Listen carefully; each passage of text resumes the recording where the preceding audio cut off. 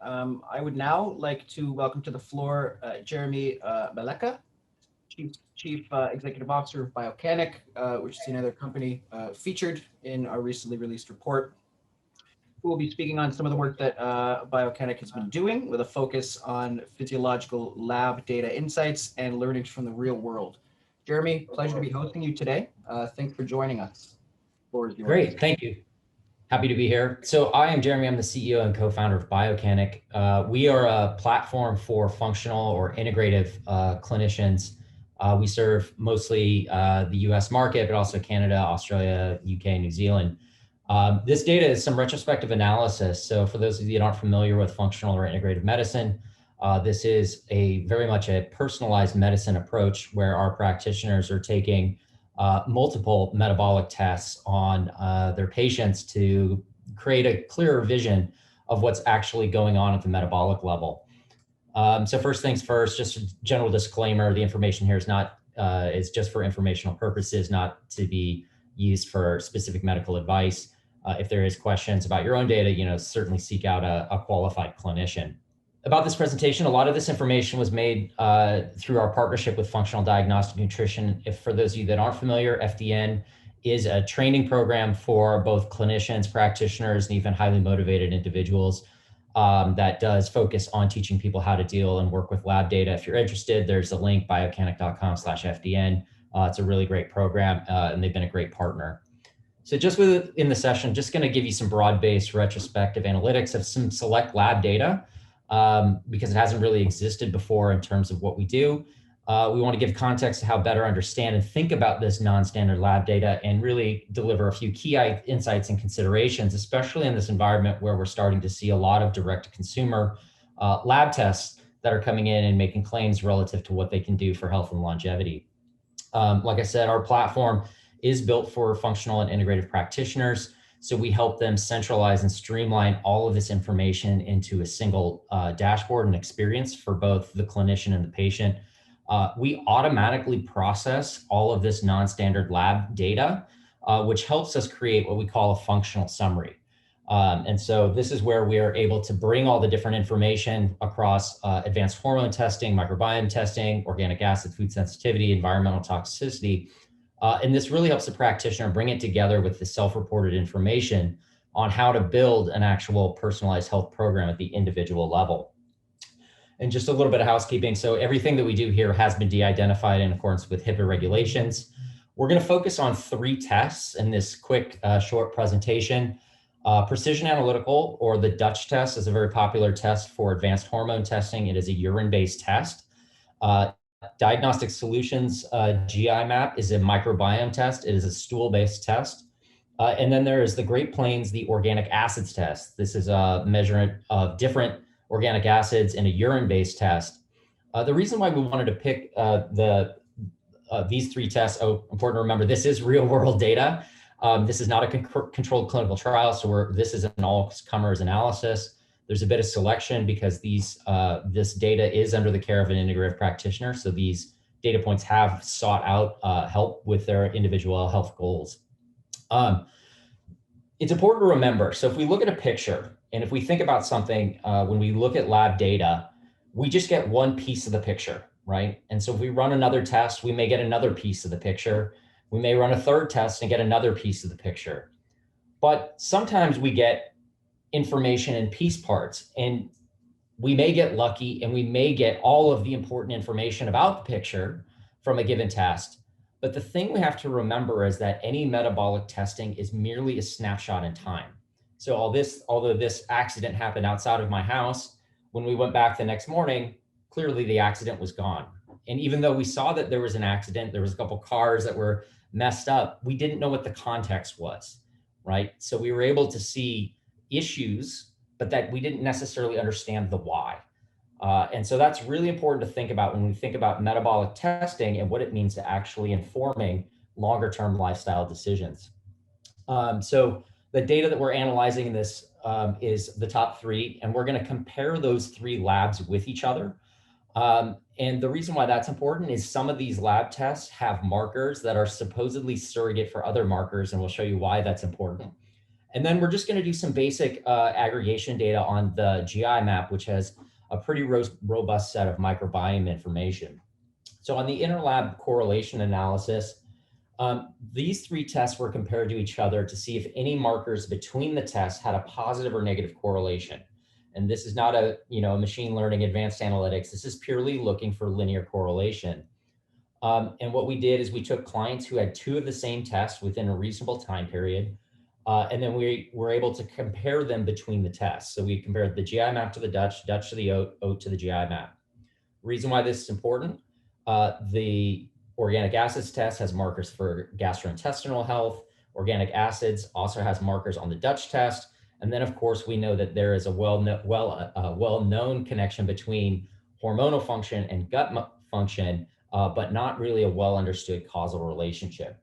And just a quick math refresher, when we talk about linear correlation, a positive one R value means that as one marker goes up, the other marker goes up. A negative one value means that as one marker goes up, the other marker goes down.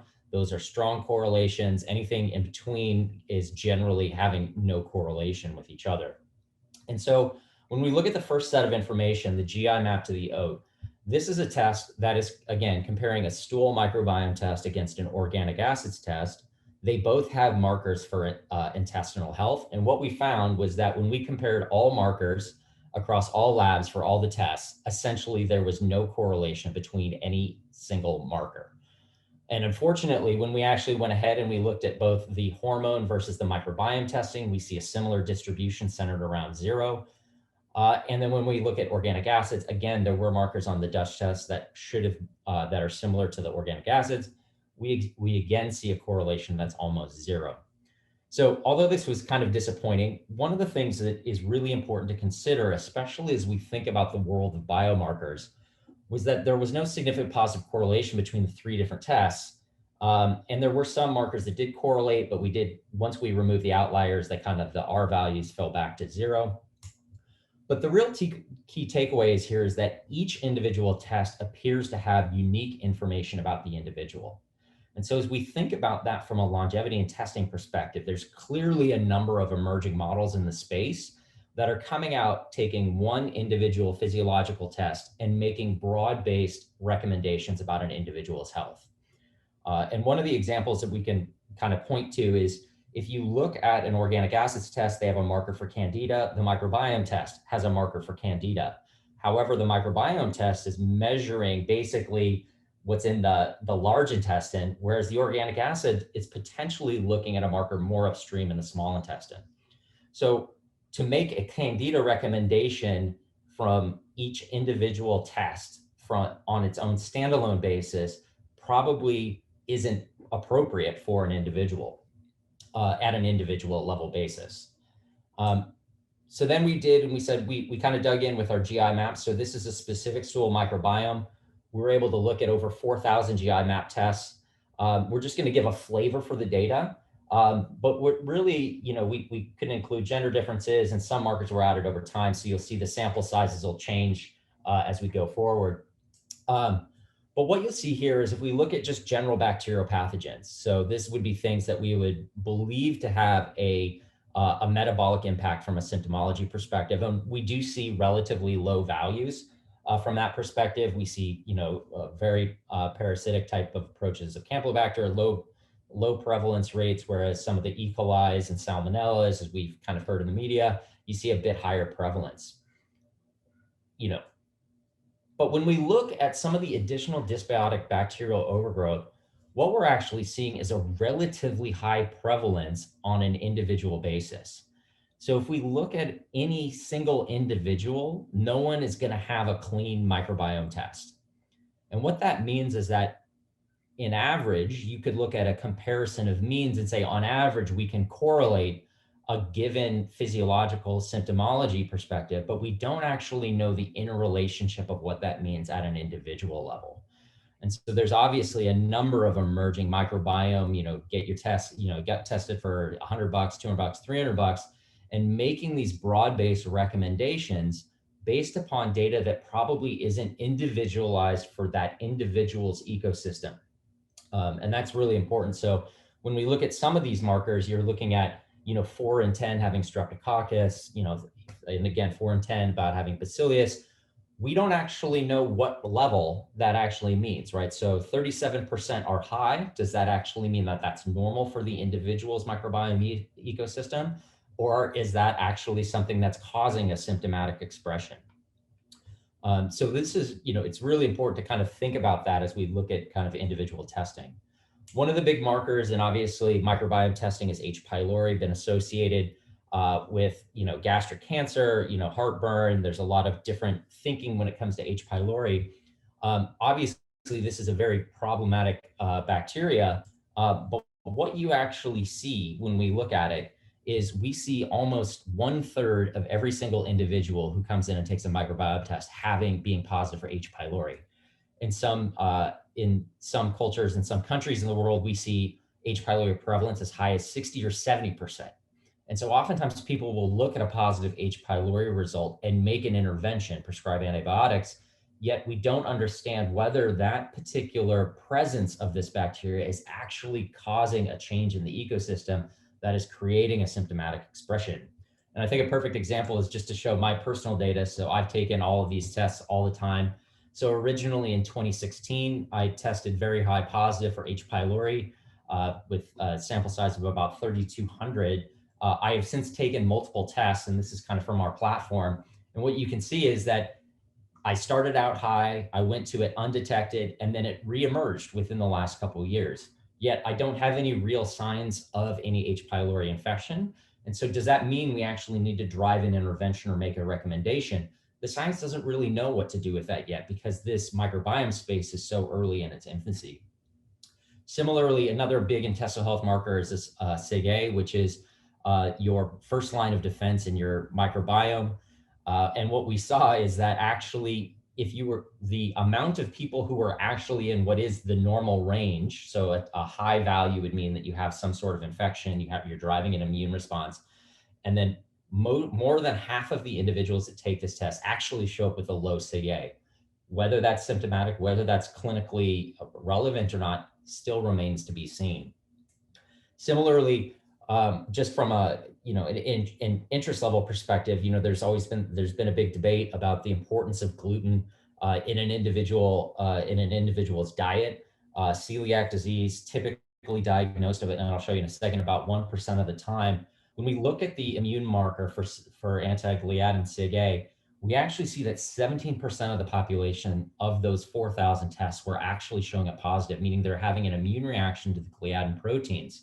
If we look at clinical research, in general, celiac is generally estimated to be about 1 or 1.5% of the population. And so that translates to about 12 times the amount of people who would otherwise, who are not clinically diagnosed with celiac disease, actually showing up with an immune response to those gliadin proteins. So it potentially means that we're under recognizing the importance and the impact of gluten and gluten proteins in the diet. Similarly, calprotectin is used for the gold standard marker for diagnosing IBS. We see that 12% of the people, of the 4,000 samples that came through, actually had high calprotectin, indicative of some sort of IBS. Compare that to what we see the prevalence in the United States.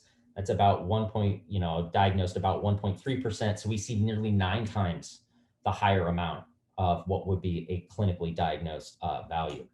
And so really just to wrap up for some key takeaways, is really thinking about context matters. A single data point doesn't necessarily give you the whole picture, or a single lab cannot give you the whole picture of what's going on metabolically with the individual.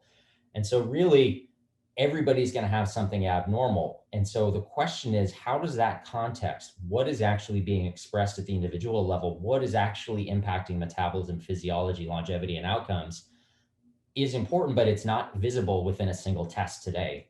And then each lab is going to provide you with some set of unique information.